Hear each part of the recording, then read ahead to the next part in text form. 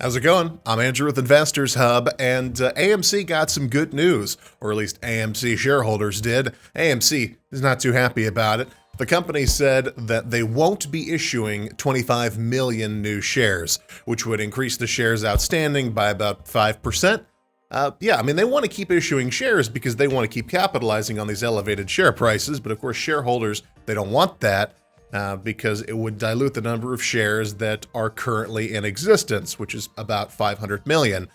So it's just funny to see kind of the disconnect between the shareholders and the company, because the company is like trying to pretend like all of this is happening because people really love AMC. You know, their CEO and their higher-ups are all saying, we need to generate more money so that we can settle our debts and buy new things and new revenue opportunities. And everybody else is just looking around. It's like, we all know that this is a dying turd. We're not here to help you. We're here to squeeze as much money as we possibly can out of it.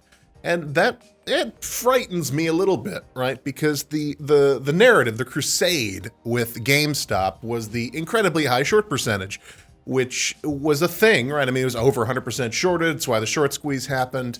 And it was retail investors versus institutional investors, at least in the beginning. And that narrative doesn't really apply to AMC as much anymore because the short percentage is significantly lower than that. I think only about 20%. So they're hoping for a squeeze from who? And who are they planning on selling to? Right, the whole narrative of retails versus institutional investors doesn't really work whenever there isn't that massive institutional short selling. So then all that's going to happen is that people are going to end up selling stocks to other people. So issuing new shares is going to be a poison chalice for AMC for a long time now. Because like I mentioned, AMC, people are not investing in it for the long-term health of the company.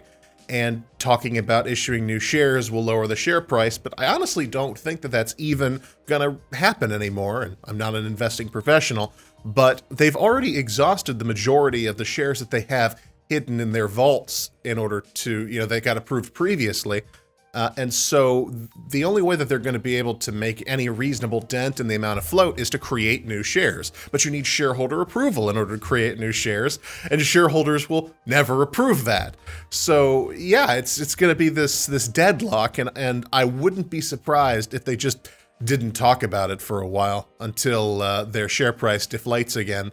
But they've already generated hundreds of millions of dollars off of this. I mean, this has been a massive gift, a huge breadbasket to this company in order to get itself back on track. Will it stay trading between $50 and $60 forever? Probably not. But will it go back down to as low as it was before? Also, probably not. So we'll see what happens. And yeah, if you like the video, be sure to like, comment, and subscribe. You can follow us on Twitter, iHub_vision, and I'll see you again soon.